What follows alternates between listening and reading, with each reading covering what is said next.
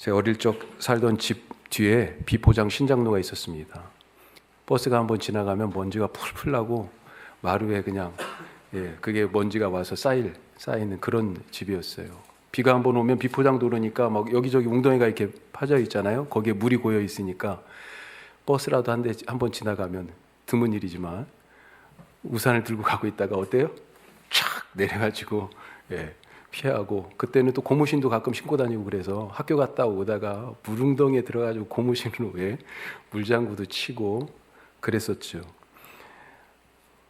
버스를 타고 시내에 있는 학교에 다녔습니다. 저뿐만 아니라 뭐 동네 사람들 하여튼 모두가 다 버스가 있어야 시내를 갈 수 있는 거죠. 그나마 아침 등교 시간에는 배차가 그래도 조금 더 한 대가 더 있어요. 그런데 낮 시간이 되면 이 배차 시간이 점점 뜸해집니다. 못해도 2시간은 됐던 것 같아요.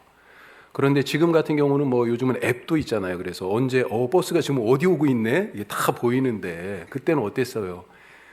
이게 대충 언제쯤 버스가 온다는 것만 알지. 그러니까 뭐 어떤 때는 더 일찍 서둘러서 나가기도 하지만 그래도 비슷한 때에 딱 나갔는데 이게 버스가 이미 갔는지 오고 있는지 알 수가 있나요?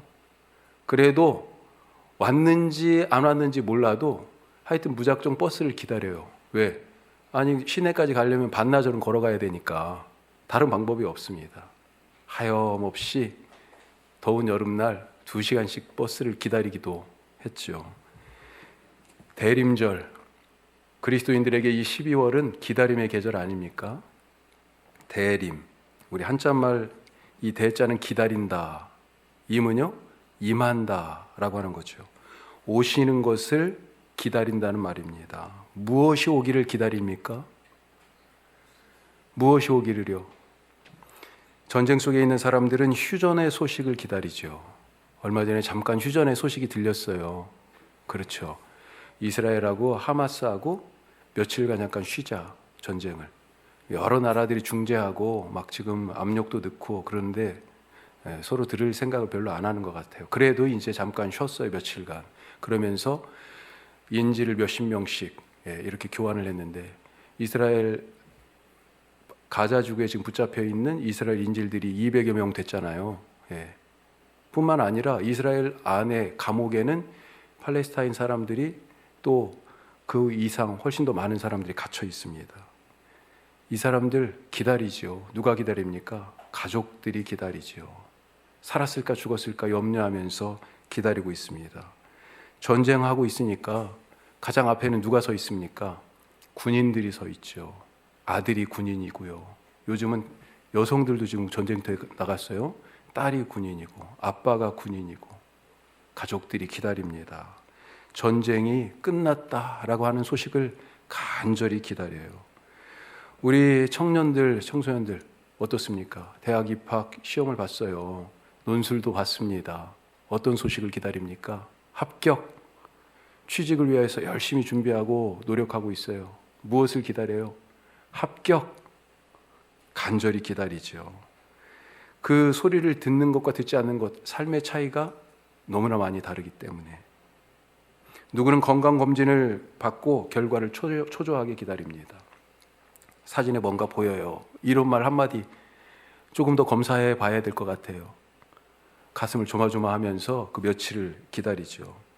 그래도 건강한데요. 검사에 아무 이상 반응이 없어요.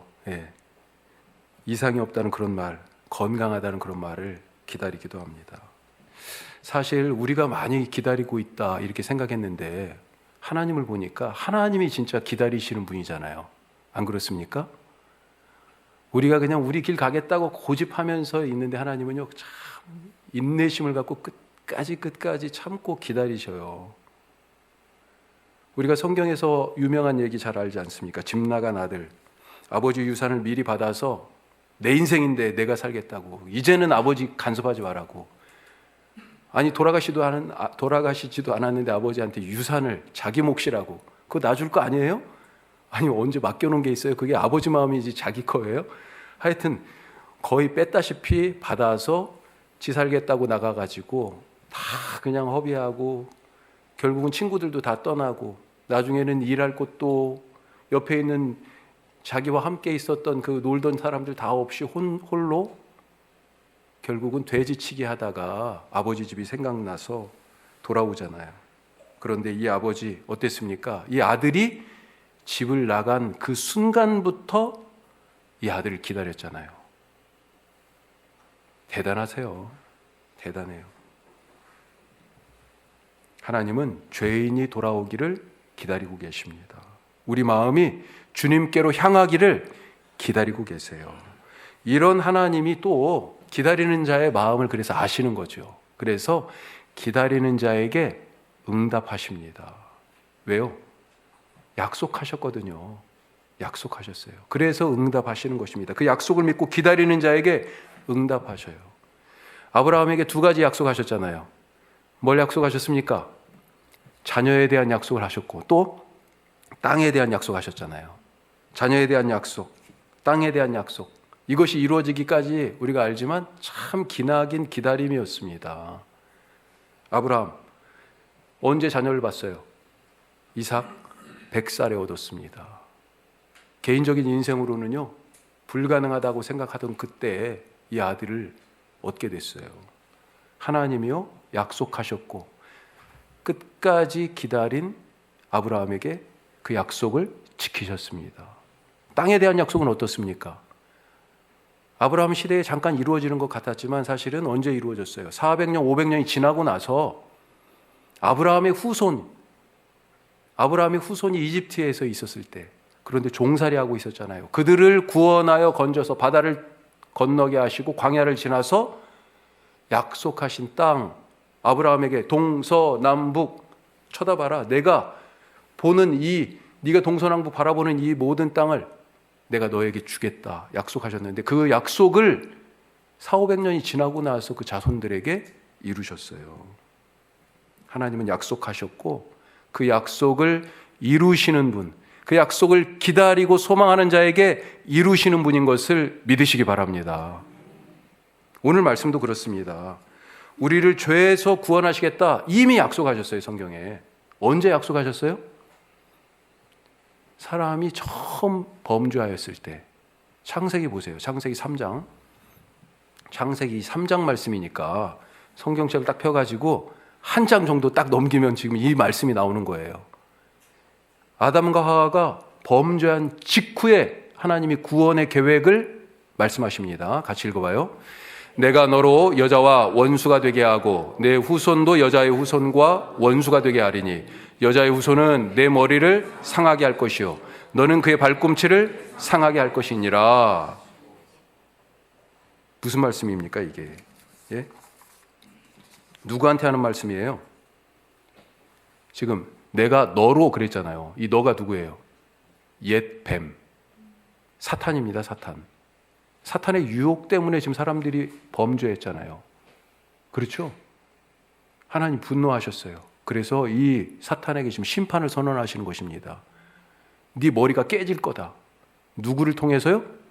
여자의 후손을 통해서. 누가 이 일을 해요? 사탄을 이기는 이 일을, 하나님의 심판자의 역할을 누가 합니까? 죄로 묶여있던 그 사람들, 이 사탄 때문에 죄에 갇히게 된 이 사람들을 구원하는 일을 누가 해요? 사탄의 머리를 깨부수고 여자의 후손이 한다고. 여자의 후손 누굽니까? 예수님이잖아요. 예수님은 사실은 우리가 알다시피 요셉을 통하여 오지 않았습니다. 마리아를 통하여 왔어요. 성령으로 잉태됐어요. 여자의 후손이에요. 예수님은. 이게 바로 동정녀 마리아를 통하여서 예수님이 오셨다라고 우리가 신앙 고백에서 고백하는 그 고백의 핵심 중에 하나입니다. 약속이 이루어졌어요. 그 약속을 언제 하셨어요? 사람들이 죄를 짓자마자. 그리고 그 기나긴 시간 동안에도 하나님이 계속 선지자들을 보내서 그 약속을 이행하려고 하셨죠. 그런데도 이 백성들이 고집부리면서 그 구원을 거부한 거 아니에요. 그래서 결국은 여자의 후손을, 예수님을 통하여서 여자의 후손으로 오게 하시고 하나님의 구원을 궁극적으로 완성하셨다 하는 것입니다. 오늘 우리가 읽은 이 누가복음의 말씀이 바로 그 이야기예요. 여자의 후손을 통해 죄에 매여서 구원을 기다리는 그 오랜 기다림이 끝나는 이야기가 오늘 말씀입니다. 자, 오늘 말씀 속으로 한 걸음 더 들어가 보겠습니다. 첫 번째, 같이 해요. 하나님을 믿는 사람이 복이 있다. 아멘. 그렇죠. 누가복음은 예수님의 어머니 마리아와 오늘 읽은 말씀이 사실 그 앞에서부터 이야기가 되는 건데, 마리아하고 세례 요한의 어머니 엘리사벳, 이 엘리사벳이라는 사람의 이름이 지금 나오잖아요. 오늘 읽은 말씀에 세례 요한의 어머니입니다. 예수님하고 먼 친척이에요. 자, 둘이 만났는데 엘리사벳은 아이를 낳지 못하는 분이었어요. 그렇게 지금 시간이 지나서 이제 너무 늙었습니다. 아예 이제 꿈도 못 꿔. 불가능합니다. 그런데 마치 아브라함의 아내 사라에게 일이 일어난 것처럼, 사라가 90세에 이삭을 낳았잖아요. 그런 것처럼, 그런 믿기지 않는 일이 이 엘리사벳에게 일어났어요. 천사가 마리아에게도 엘리사벳에게도 이런 은혜를 주셨고, 그리고 이제 예수님의 어머니 마리아에게도 나타나서 야, 아기를 가졌다 이렇게 알릴 때 마리아가 깜짝 놀라잖아요. 이게 무슨 말이에요? 아니, 내가 지금 남자를 알지 못하는데 이게 무슨 그런 일이 일어날 수 있어요. 자, 그때 뭐라고 얘기합니까? 내 친척 엘리사벳이 나이가 많아 지금까지 아이도 못 낳고 나이도 그렇게 많은데도 불구하고 아기를 가졌다 알려주죠. 이 두 사람에게 다 이거 불가능한 일입니다. 하지만 하나님께는 이 모든 것이요 너무도 쉬운 일이잖아요. 우리가 우리의 경험과 생각 속에서는 아유, 그런 일이 어떻게 일어날 수 없고, 실제로 물리적으로도 불가능한 일들을 보면서 선을 이렇게 딱 긋지 않습니까? 아유, 내 환경이, 내가 가진 돈이 이거밖에 없는데, 내가 배운 게 이거밖에 없는데, 내가 아는 사람들이 이 정도밖에 안 되는데, 아유, 그건 안 돼, 못해. 선을 딱딱 그어 놓잖아요. 지금 어찌 보면 이 두 사람 불가능의 영역으로 이렇게 딱 선을 그어놨는데 하나님이 아니라고, 그것을 넘어서 새로운 일이 일어날 수 있다고 하는 것을 지금 보여주시는 것 아니겠습니까? 사실 하나님, 이런 일이 하나님에게는 너무 쉬운 일 아니에요? 왜요? 하나님은 아무것도 없는 중에 세상을 창조하신 창조주고요, 죽은 예수님도 살리신 부활의 첫 열매가 되게 하시고, 우리도 우리에게도 그 부활의 소망을 주신 부활의 주님이 바로 하나님이시잖아요. 이런 일은요 식은 죽 먹게요, 아무것도 아닙니다. 그래서 마리아가요 이 하나님께서 행하실 일에 대한 이야기를 듣고요, 말씀대로 내게 이루어지기를 원합니다. 믿음을 보여 순종합니다. 엘리사벳도요, 엘리사벳을 그런 믿음을 가지고 찾아갔는데 엘리사벳이요 마리아 속에 있는 이 순종의 믿음을, 하나님의 행하시는 일을 그대로 받아들이는 이 믿음을 보고 뭐라고 얘기합니까? 오늘 45절 말씀, 주께서 하신 말씀이 반드시 이루어지리라고 믿은 그 여자에게 복이 있도다. 엘리사벳이 마리아를 보고요, 참 네가 복이 있구나, 어떻게 그런 말씀을 믿을 수가 있어, 하나님의 말씀대로 되기 원합니다 라고 믿은 너에게 복이 있다, 그렇게 축복합니다. 우리에게 일어날 수 없는 일, 불가능한 일, 딱 선을 그어서 그건 상상조차 하지 못했던 그런 일, 한 번도 경험해 보지 못한 일, 그런 일들이 우리를 위하여 하나님의 손에서 준비되고 있는 것을 기대하시기 바랍니다. 당장 이런 일들이 우리 보기에는요 예상 밖이어서 저것이 나한테 일어나면 너무 두렵고, 오히려 내가 곤경에 처할 것 같고 난처하게 될 것 같고, 심지어 지금 마리아의 마음은 어때요? 이런 일은요 돌 맞아 죽을 일 아니에요. 아니, 결혼을 안 했는데 애를 가졌어. 수치스럽고 부끄러운 일일 수도 있어요. 그렇게 보입니다. 하지만 아니에요. 하나님이 우리를 위하여 행하시는 일은 우리의 예상 밖에, 우리의 생각과 경험의 그 한계 밖에 있는 것이지만요, 우리를 무너뜨리는 것이 아니라 우리를 세우고, 우리를 형통하게 하고 기뻐하게 하고, 우리를 자랑스러운 인생으로 만드는 그런 일이 될 것입니다. 오늘 하나님이 내게 준비한 일을 행하시기 위해서 지금 마리아에게 말씀하셨잖아요. 그렇게 말씀하실 때, 우리에게도 그렇게 말씀하실 때 마리아처럼 아멘 하시기 바랍니다. 그런 사람이 믿음의 사람이고 그가 바로 복 있는 사람이다. 자, 두 번째로 당장은 아니지만 믿고 기다리자. 당장은 아니지만 물론 당장 일어날 수도 있죠. 그런데 오늘 말씀 보니까 당장은 아니네요. 믿고 기다리는 일이 우리에게 필요하다. 마리아가 어떤 시대를 살았습니까? 이 마리아가 지금 살고 있는 시대가 어떤 시대예요? 정말로 수만 번 제대로 쉬기 힘든, 어떻게 보면 부끄럽고 치욕스러운 그런 시대에, 어둠의 시대를 살고 있지 않습니까? 왜 그래요? 나라가 없어요. 자기 나라가. 자기 땅에 살고 있긴 하지만 자기 나라가 아니에요. 로마 황제가 총독을 보내서 그 나라를 다스리고 있습니다. 로마 군대가 주둔하고 있어요. 이 하나님의 땅에.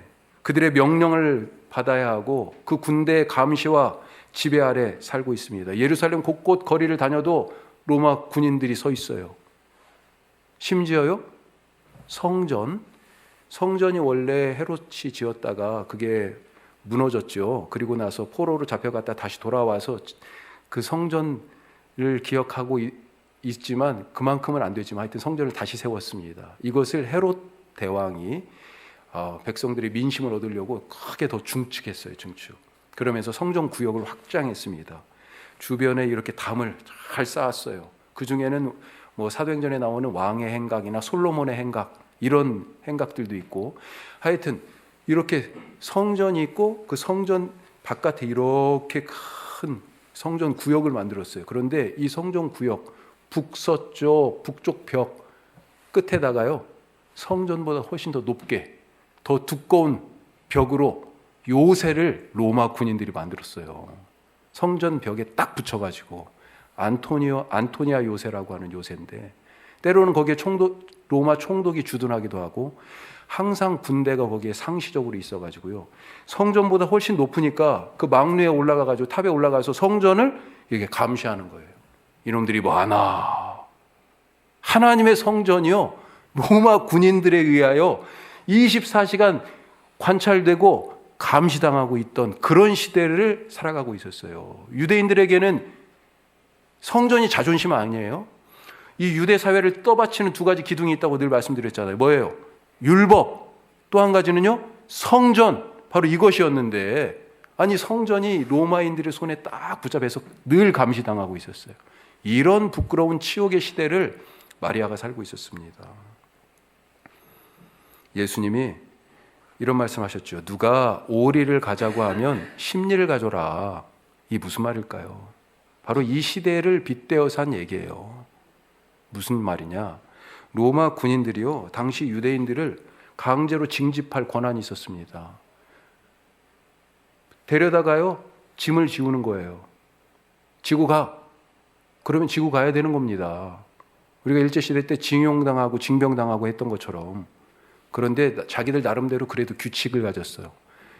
우리 한글 번역이 오리라고 돼 있는데 한 2, 3마일쯤을 그래도 딱 정해져 있어요. 오리까지만 한 사람이 지고 갈 수 있게.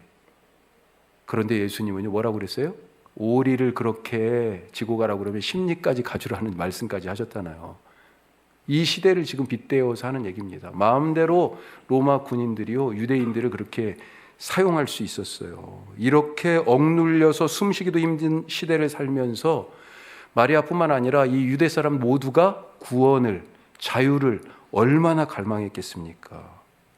그 자유를 가져다 줄 메시아, 구원자를 간절히 기다렸습니다.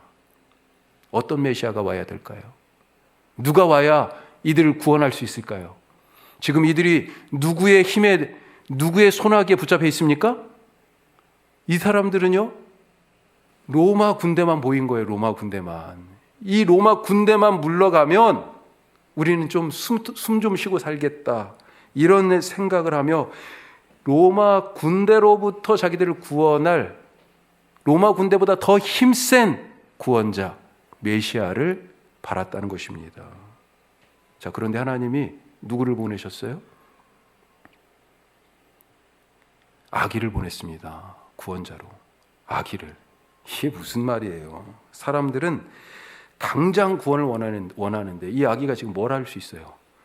엄마 품에 안겨 있어야 되고, 언제 이 아기가 자라가지고 자기가 사람들을 구원하고 또 구원자로서의 사명을 자각하고 그 사명을 이룰 만한 능력을 언제 갖춰요? 어느 세월을 기다려서 그럴 수 있겠어요? 그런데 하나님은요, 구원자로 아기를 보내셨어요. 사람들이 이런 하나님 이해하기가 쉽지 않습니다.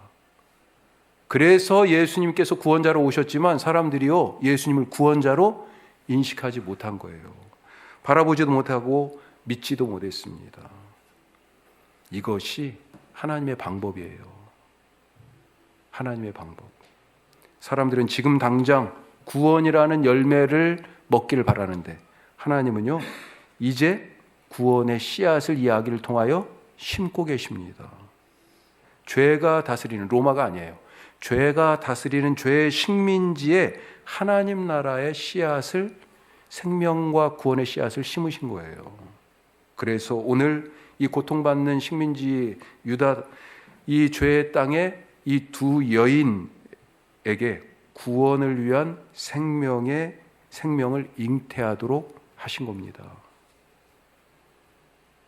지금 우리가 할 일이 바로 그런 것 아니겠어요? 우리가 엘리사벳과 마리아처럼 하나님의 구원의 씨앗을 품고 그 구원의 작은 나무를 심는 것, 이것이 바로 우리가 해야 할 일 아니겠습니까?